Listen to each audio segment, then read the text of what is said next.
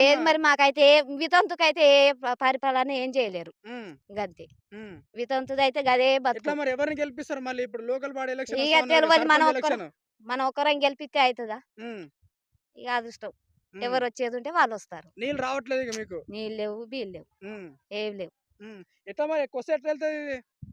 ఇగ దేవుడెరుగు. అంతేనా? ఆ! ఆ!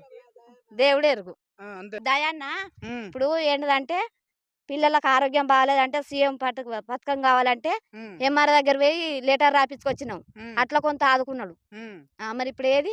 ఎవరు దయాకర్ రావు. దయాకర్ రావు. హ్మ్. మీ ఎమ్మెల్యే ఎన్ని సార్లు కనిపించింది ఈడ? మా ఎమ్మెల్యే మాకు కనిపియలేదు. ఆ! చూసినావా? ఎప్పుడన్నా ఒక్కసారన్నా చూసినావా? ఒక్కసారి వచ్చింది. ఆ! గంతే గప్పుడే చూసుడు. ఎప్పుడు చూసినావు? ఓట్ల ముందు.